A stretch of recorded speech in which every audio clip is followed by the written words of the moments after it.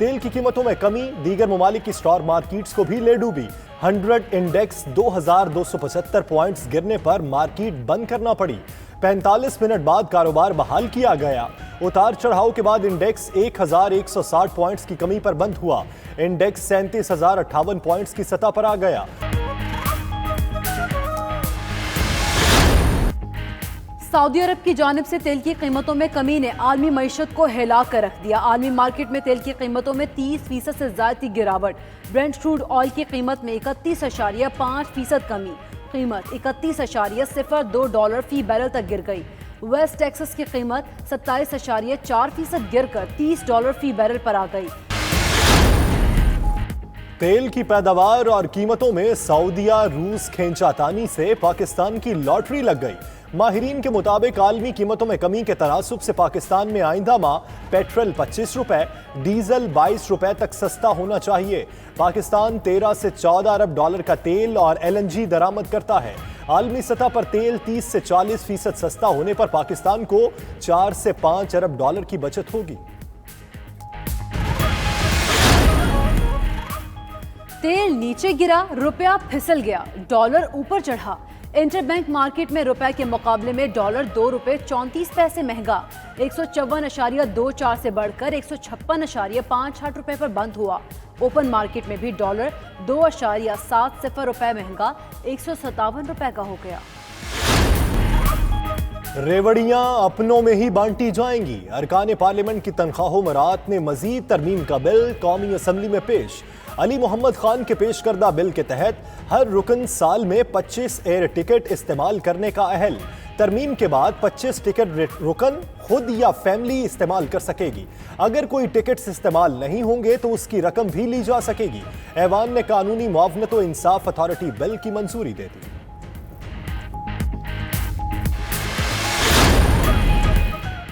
कौमी असम्बली का इजलास, अपोजिशन का आटा और चीनी बहरान पर बहस कराने का मुतालबा। ख्वाजा आसिफ ने कहा बहरान पर इदारों की बजाय पार्लिमानी कमेटी बनाई जाए। शाह महमूद बोले अफसरशाही की रिपोर्ट पर यकीन नहीं है। वज़ीर आज़म की बनाई कमेटी की रिपोर्ट 1 हफ्ते तक आ जाएगी, फिर देख लेंगे। एहसन इकबाल बोले वज़रा को हसार मार्केट में बैठते हैं। वज़ीर आज़म के बयान का मतलब है काबीना गैर फ़ाल है। शरीफ मज़ारी ने कहा वज़ीर आज़म ने लफ्ज़ काबीना इस्तेमाल नहीं किया।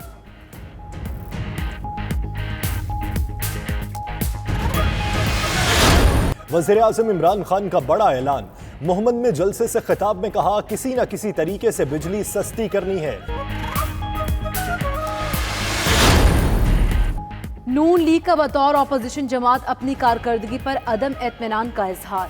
पार्लिमानी पार्टी इजलास में मौशी सूरत हाल और हुकूमती पॉलिसीज पर ब्रीफिंग।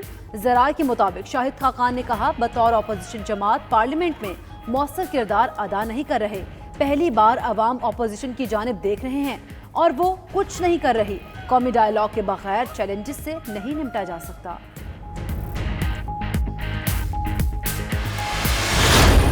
तमाम तजर्बात के बावजूद बरामदात नहीं बढ़ सकें। बिलावल भुट्टो का लाहौर में तकरीब से खिताब। बोले हुकूमत को मालूम ही नहीं था IMF से मुज़ाकरात कैसे करने हैं।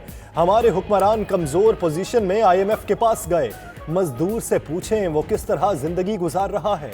मुश्किल फैसले तो लेने पड़ते हैं लेकिन अवाम को रिलीफ देना भी रियासत की जिम्मेदारी है।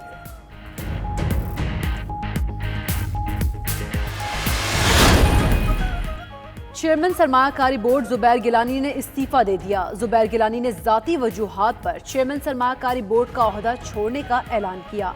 दूसरी तरफ जराए का कहना है जुबैर गिलानी ने सरमायाकारी बोर्ड में मुसलसल मुदाखलत की बिना पर इस्तीफा दिया। एक मुल्क दो सदूर। अफगानिस्तान में 2 मतवाजी हुकूमतें कायम। अशरफ गनी ने सदारती महल में दोबारा सदर के ओहदे का हल्फ उठाया। अब्दुल्ला ने भी काबुल में सदारत के ओहदे का हल्फ उठा लिया। चंदा मामू करीब नहीं बहुत ही करीब। रोशन चांद का नजारा दिल फरेब। पाकिस्तान समेत दुनिया भर में लोग सुपरमून का नजारा कर रहे हैं।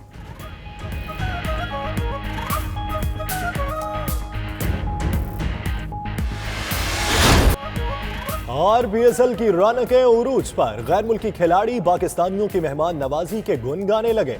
Moin Ali, Livingstone, Dale Steyn, Alex Hales और बेन डंग पाकिस्तानियों की क्रिकेट से मोहब्बत से मुतासिर। उधर पीएसएल में आज आराम का दिन, कल लाहौर कलंदर्स और पेशावर ज़ल्मी के माबैन जोड़ पड़ेगा।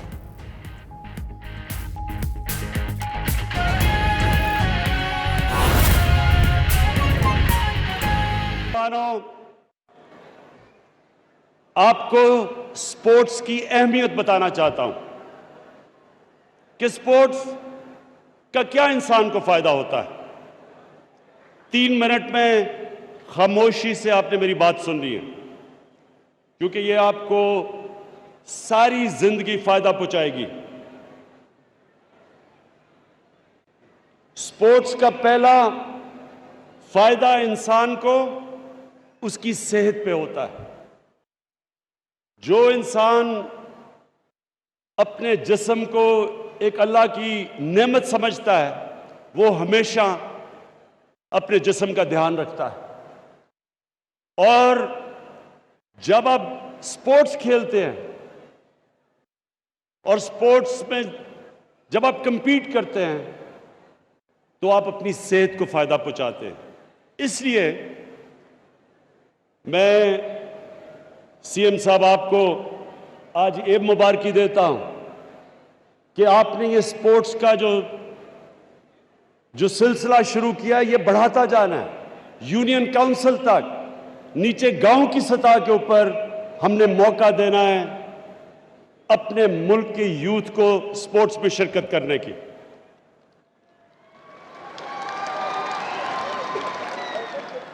लेकिन जो मेरी आखिरी बात आपसे करनी वो ये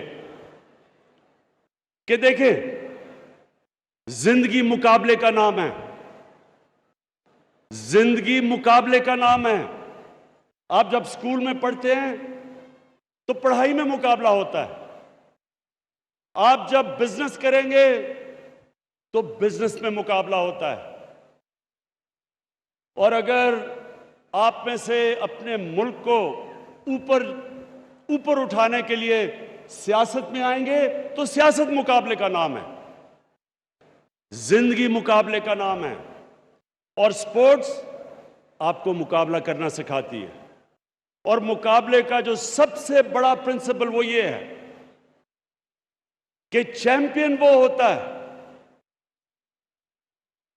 जो हारने से डरता नहीं, हारने से सीखता है। जो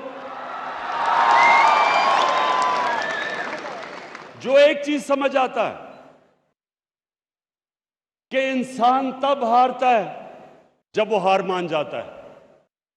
और जो चैंपियन होता है उसको हार हरा नहीं सकती।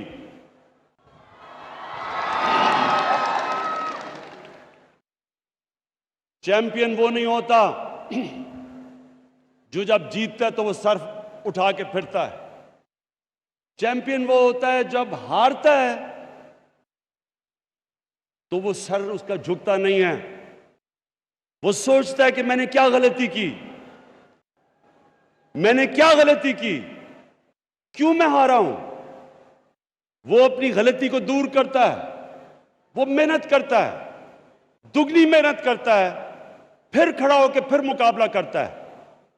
और कोई भी दुनिया में आज तक चैंपियन नहीं बना जो हार को समझता ना हो, हार से घबराता ना हो, हार से डरता ना हो, और जो हार से सीखता ना हो। अगर मैं स्पोर्ट्स ना खेलता तो मैं 22 साल सियासत में मुकाबला ना करता, बहुत पहले हार मान चुका होता।